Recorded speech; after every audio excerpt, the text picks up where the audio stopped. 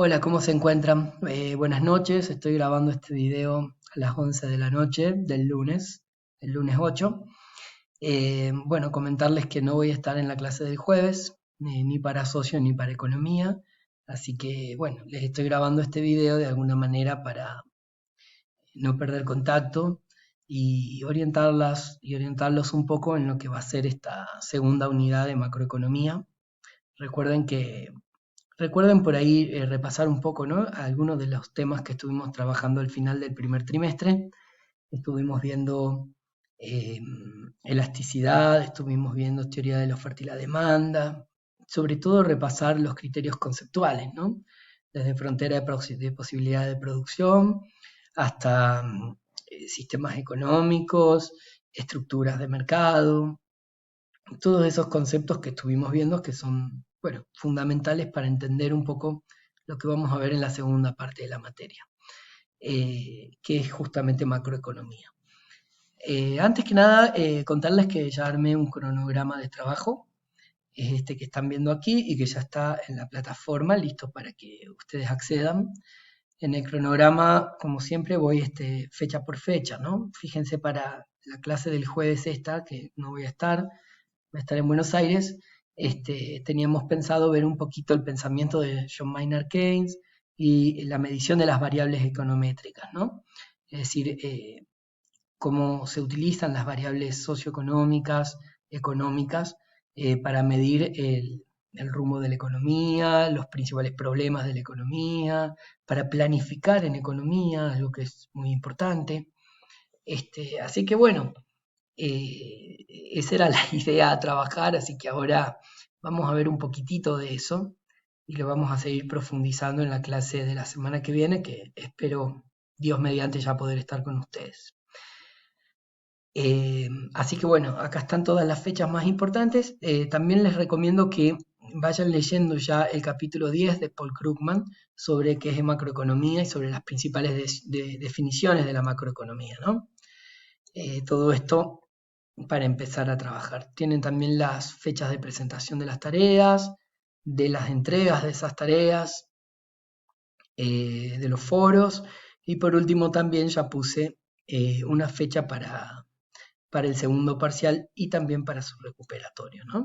Si todo sale bien y los plazos más o menos los podemos ir respetando, es decir, que no haya ninguna cosa imprevisible, cosa un tanto difícil porque ustedes saben el segundo trimestre es un poco más corto porque tenemos muchos feriados, muchos eventos, así que bueno, siempre se complica un poco más.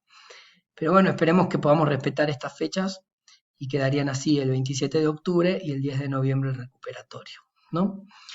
Bueno, de todas maneras este cronograma es más que nada una guía para que ustedes sepan qué temas vamos a ir trabajando, si se pierden una clase, saben por dónde arrancar o qué se perdieron. También les va diciendo los textos que vamos a ir trabajando, así pueden llevar también las lecturas al día, los textos y los videos, ¿no? Acá, por ejemplo, para la clase que viene yo les recomendaría, esto lo íbamos a ver en clase, pero como no las vamos a tener, yo les sugiero que ustedes lo vean por su cuenta, ¿sí? Son estos dos videos, acá se los dejé. Uno es el video sobre John Maynard Keynes, que de alguna manera es como uno de los padres de la macroeconomía, del informe Klicksberg, ¿no? Ya vimos algunos videos de Klicksberg, vimos los videos sobre los países nórdicos, vimos sobre creo que en sociología vimos sobre los desafíos para el siglo XXI, ¿no? Los escándalos éticos, ¿se acuerdan? Bueno, acá vamos a ver del informe Klicksberg la teoría económica de John Maynard Keynes, ¿no? Y cómo hasta el día de hoy este tipo que escribió sobre todo durante la década del 20 y del 30, aún muchas de sus ideas siguen vigentes, ¿no? Por supuesto que causa mucha, así como tiene muchos admiradores, también tiene muchos detractores, ¿no? Pero bueno, lo cierto es que hay que verlo, hay que trabajarlo. Como así también veremos los enfoques marginalistas más adelante, ¿no? Sobre todo el otro gran padre de la macroeconomía moderna, que es Milton Friedman. Así que vamos a estar revisando estos dos autores. Bueno, Entonces, esto respecto al cronograma y respecto a los videos, que ahí se los anoté. Uno es el informe Klicksberg y el otro que también les recomiendo que vean es Keynes para principiantes, que es este que tienen acá, ¿no? Que es un ciclo que salió en el canal Encuentro y que es muy interesante también porque es como una línea de tiempo sobre la vida de Keynes, sobre los principales aportes de Keynes. Bueno, como les decía, Keynes ha sido una figura clave, no solo en la economía, sino en la política internacional, sobre todo en función de los aportes que él hizo para poder entender lo que fue la crisis de 1930, una de las crisis más graves y más profundas de toda la economía capitalista, de la historia del capitalismo, eh, y por supuesto también las herramientas teóricas para comprender la salida de esa crisis, ¿no? Es decir, actualizó la teoría económica y la hizo una herramienta fundamental para comprender no solo las principales variables que explicaban los procesos de crisis, sino también para diseñar las herramientas institucionales, las instituciones regulatorias y los diseños macroeconómicos para poder superar esas crisis. Se sabe, por ejemplo, que las ideas de Keynes influyeron fuertemente en lo que fue el famoso New Deal o Nuevo Pacto, ¿no? Durante el gobierno de, de Roosevelt en Estados Unidos, ¿no? Presidente que, por supuesto, es demócrata, es elegido con posterioridad a la crisis de 1930 y de alguna manera va a ser el responsable de abordar de una nueva manera esa crisis económica, ¿no? Que en el caso de Estados Unidos había tenido consecuencias realmente devastadoras, ¿no? Pérdida del empleo, empobrecimiento, recesión económica, caída generalizada de los precios. Por supuesto, Argentina no es la excepción, también la crisis aquí se va a sentir muy, pero que muy fuerte. Y las ideas de Keynes también llegaron a este lugar a este remoto lugar del continente, ¿no? Al sur del continente. Acá también va a haber algunos continuadores y seguidores de las teorías de Keynes y sobre todo economistas muy importantes como Raúl Prebisch o como Federico Pinedo, que más allá de sus pertenencias personales, políticas, van a entender la importancia de la intervención del Estado en este proceso de crisis, ¿no? Si hay algo que caracteriza a Keynes y también caracterizan a todos estos economistas que viven y que experimentan la crisis del 30, es la importancia y la centralidad que le van a dar al Estado dentro del proceso de planificación y organización económica. Veían en el Estado un agente fundamental para regular los procesos de crisis, ¿no? Y morigerar sus efectos. Bueno, entonces esto, digamos, es la explicación general que se da sobre el porqué del surgimiento de la macroeconomía. No es que los autores anteriores no hayan hecho macroeconomía. Eh, Podemos encontrar una macroeconomía en el pensamiento de Marx, en el pensamiento de Smith, en el de Ricardo, ¿no? Su preocupación por los rendimientos marginales o decrecientes de las tierras, por ejemplo. Pero lo importante de estos autores de mediados del siglo XX y un poquito antes también es la necesidad de sistematizar este pensamiento, ¿no? En el caso de Keynes va a ser muy importante también su aporte en cuanto a lo que tiene que ver, perdón, aquí, con la medición de la economía, cómo se mide la economía a nivel general, ¿no? Y la creación de lo que se conoce como econometría o medición de las variables económicas, ya sea de una provincia, de un país, de una región o de todo el planeta, ¿no? De toda la economía o el mercado mundial.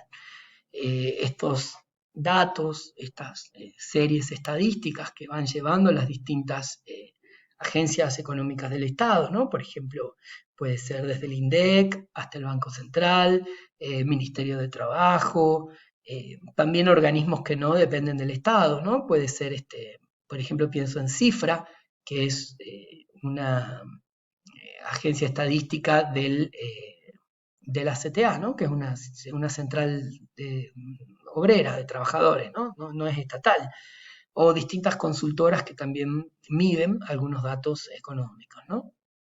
Eh, la UCA, por ejemplo, la Universidad Católica de Argentina, tiene un importante centro de investigación de datos macroeconómicos, de datos socioeconómicos, sociodemográficos, que es el Observatorio de la Deuda Social, que conduce Agustín Salvia. Me olvidé, que no me olvidé, estaba.